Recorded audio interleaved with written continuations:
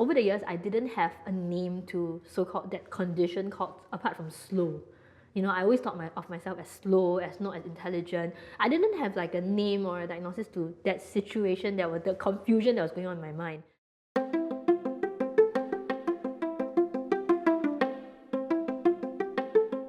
When I went into kindergarten, I felt like, maybe I'm a little bit slow, because people got and understood things a lot faster than I did. Like, I would have to ask, what's the meaning of this word? You know, what is she saying? Like, I didn't really get it. So for myself, what it is, my mind runs very quickly. Like, things in my mind move very fast. And then anything that came out of my mouth or my hand was like, you know, a much reduced speed.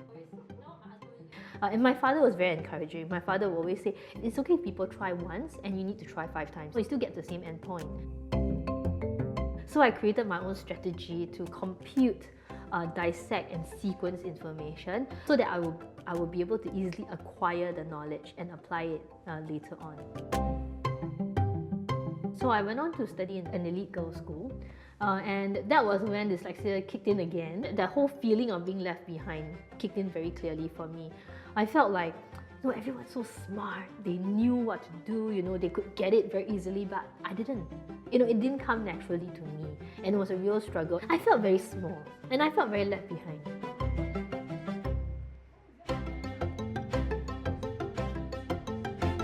So I didn't really have an answer to that until I started tutoring, until I started teaching children. Then I learned from them actually, because they had the privilege of being properly diagnosed and have their learning differences identified.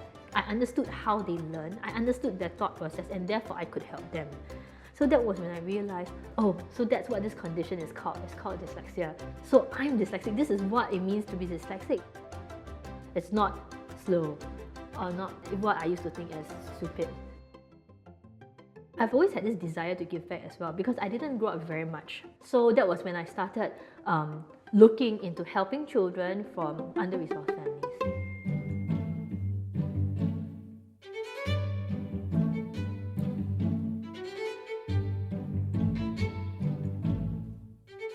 When I embarked on that journey, I opened a center at a place where more marginalized families were located at or resided in. And then I realized that a lot of these children, they were not doing well in school at all. Like, they were scoring like single digits upon 100. So that actually kick-started the entire journey of School of Concepts.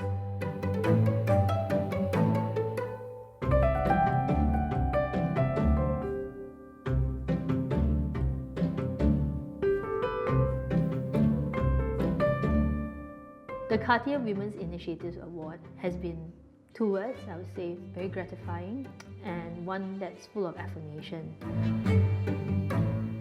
My future plans for SOC is to further the accessibility to quality education for children from all over the world. I feel that no child should be branded with the term learning disability. I feel very strongly about labeling a child and telling a child, you're dyslexic, because everything can be a gift.